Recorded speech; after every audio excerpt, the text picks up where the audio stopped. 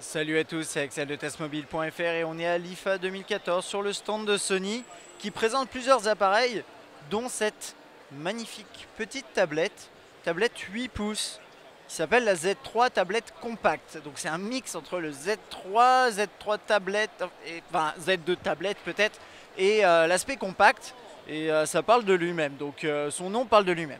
Donc qu'est-ce que c'est finalement? C'est une tablette 8 pouces qui pèse 270 grammes. C'est plutôt léger pour une tablette, qui mesure seulement 6,4 mm, qui est certifié IP, qui a une batterie de 4500 mAh, un appareil photo de 8 mégapixels sans flash. Quand je dis certifié IP, c'est IP68 au fait. L'écran 8 pouces est Full HD et il tourne sur un chipset de Qualcomm quad-core Snapdragon 801 cadencé à 2,5. C'est un terminal qui sera disponible courant octobre, ouais, début octobre normalement, en deux versions. Donc il y a la version Wi-Fi qui sera à 399 € et la version LTE 4G qui sera à 499 €. Au niveau du reste des specs, je regarde juste si j'ai pu éventuellement louper quelque chose, comme ça m'arrive assez régulièrement. On a 3 Go de RAM, 16 Go de mémoire interne, micro SD jusqu'à 128, donc on peut envoyer du lourd là-dessus. Et j'ai dit 270 grammes, mais non, c'est 280 d'après ce que je vois. Et 8,1 mégapixels, ouais bon, voilà. Et c'est un IPS au niveau de l'affichage, Triluminos, X-Reality, iTutti, Quanti. Au niveau des couleurs, on a deux versions. Alors là, j'ai juste la blanche sous les yeux, il n'y a pas de noir autour de moi, mais voilà, vous avez blanc et noir. Et je vais poser mon cahier ailleurs, ça va vous perturber. Voilà. Ok, donc c'est une belle petite tablette 8 pouces, extrêmement fine, extrêmement légère. Je pense qu'elle est légèrement, non, elle est pas, on peut pas elle est pas flexible comme moi je trouvais que c'était la Xperia Z tablette, on pouvait la tordre un peu, mais je vais pas le faire là. Donc c'est vrai que quand je regarde là, par exemple dans ce que je suis en train de vous montrer, on dirait pas une tablette, on dirait un smartphone, mais c'est vrai que quand je rajoute ma main là, ça change un petit peu. Caméra frontale, logo Sony, sortie audio, LED. Quand je lance l'interface, je vais avoir ça qui va s'afficher, donc les éléments ici dans l'interface pour contrôler Android tout simplement. Le jack en haut à droite, ensuite on a le bouton on-off, verrouiller, déverrouiller, la touche de volume.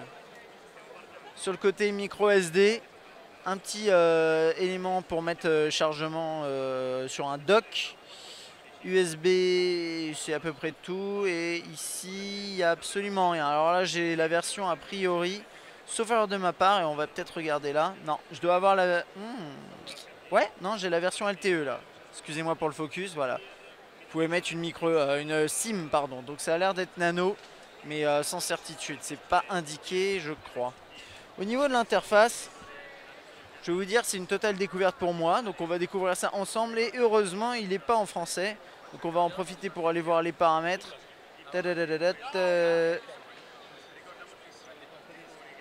Je vais aller voir les paramètres... les paramètres qui sont cachés ici, oui forcément. Toc et la langue. La langue, si je me trompe pas, ça va être peut-être là-dedans. Voilà. Et on va le mettre en français. Vous avez vu un peu le menu. Il n'y a pas grand-chose qui change. Hein. Et d'ailleurs, si vous voulez, en fait, c'est un peu... cet appareil est proposé sur la même plateforme finalement que le Z3, plus ou moins, avec juste bien sûr un écran plus grand, ce genre de truc, mais par contre il est toujours sur un Qualcomm 801, Snapdragon 801, 2,5, ce genre de choses. Notification, réglage rapide, juste ici, le multitâche, de cette façon là, avec la possibilité de lancer des micro-applis. Vous pouvez passer des appels, alors là c'est la version 4G, c'est pour ça. Regardez ici. Là on a une vue partagée avec des colonnes. Plutôt pratique. Et ensuite on a bien sûr l'appareil photo. S'il veut bien se lancer. Et peut-être que ce ne sera pas pour aujourd'hui. On va du coup passer dans le menu. Les emails, le Walkman. Elle se manipule bien, là je la tiens à une main depuis tout à l'heure. Et bon, c'est pas trop lourd quoi, ça va. Voilà. Oh, c'est nouveau ce petit effet en 3D. Je découvre des choses. Voilà, là ça c'est le Walkman tout simplement. Album. Voilà. Des films.